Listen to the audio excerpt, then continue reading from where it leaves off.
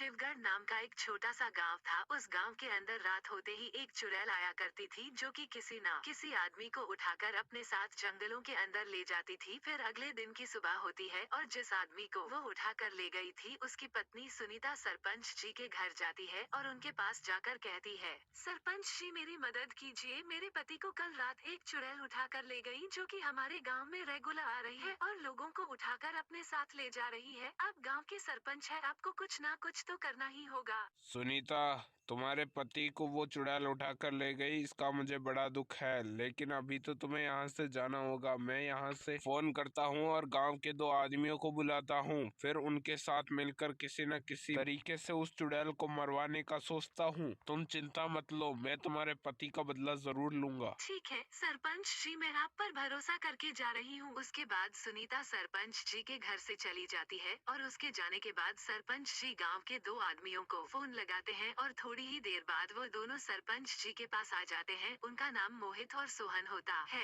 अरे सरपंच जी, क्या हो गया? क्यों बुलाया हमें आपके घर? हम तो सुनीता के घर थे, उसके पति को एक चुड़ैल उठाकर ले गई। अरे अरे, मुझे भी पता है कि सुनीता के पति को एक चुड़ैल उठाकर ले गई और उसी वजह से मैंने तुम दोनों को बुलाया है। इस चुड़ैल ने तो हमको तंग करके रखा है। अब तुम दोनों ही बताओ कि हमें क्या करना चाहिए इसके लिए। अरे सरपंच जी, मुझे पता है हमें इसके लिए क्या करना चाहिए। हमारे गाँव के पास जो गाँव है, गाँव के अंदर हर अमावस्या को एक ब्राह्मण जी आते हैं और वो है शिव जी के बहुत ही बड़े भक्त हैं। अगर वो हमारे लिए प्रार्थना करे तो शिव जी हमारे गांव में प्रकट हो सकते हैं और फिर उस चुड़ैल का अंत कर सकते हैं। तो आज तो हमारा कुछ नहीं हो सकता, लेकिन कल के दिन हम जाकर उनके पास प्रार्थना करेंगे तो वो भी मान जाएंगे। चलो ठीक है, अगर कल के दिन की बात है तो आज तो तुम जाओ और हम कल चलेंगे वहां पर।